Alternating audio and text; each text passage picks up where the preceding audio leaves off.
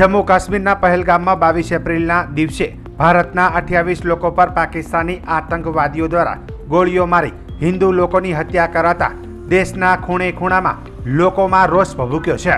ત્યારે આજે દિયોદરમાં નાઈ એસોસિએશન દ્વારા કેન્ડલ માર્ચ યોજી 26 મૃતકોને શ્રદ્ધાંજલિ આપી હતી। નાઈ સમાજ દ્વારા ભાવનગરના નાઈ સમાજના પિતા પુત્રને પણ નાઈ સમાજ દ્વારા કેન્ડલથી શ્રદ્ધાસુમન અર્પણ કર્યા હતા। જમ્મુ કાશ્મીરના પહેલગામમાં મારા ગયેલા 26 હિન્દુ લોકોના સમર્થનમાં ન્યાય અપાવવા સરકારને વિનંતી કરી હતી।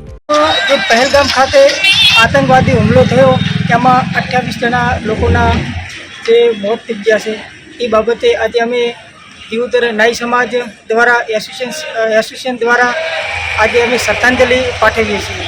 જે હુમલો કર્યો અને પાકિસ્તાને અમારા નિર્દોષ માણસોને મારી નાખ્યા છે અને અત્યારે એમની શ્રદ્ધાંજલિ અમે અપનાવી રહ્યા છે। દેશના માટે આવા ખતરા આવે છે તો સરકારને જોવું પડે અને સરકારને તમામ લોકોની નાગરિકોની સુરક્ષા માટે કાયમી માટે તૈયાર રહેવું પડે અને જે અમારા નાઈ સમાજના લોકો આમાં આત્મા હોમ્યો છે એમને સહકાર પૂરેપૂરો સહકાર આલે એવી અમારી લાગણી છે।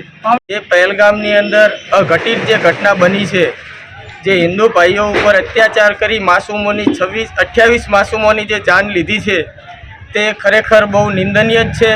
अने भारत सरकार में अपना जे मोदी साहेब जे पण निर्णय लेशे ते निर्णय साथे अमे नाई वाळंद समाज साथे छीए अने ए जे मौतने भेट्या छे ए एमने अमे श्रद्धांजलि आपीए छीए। जय भारत।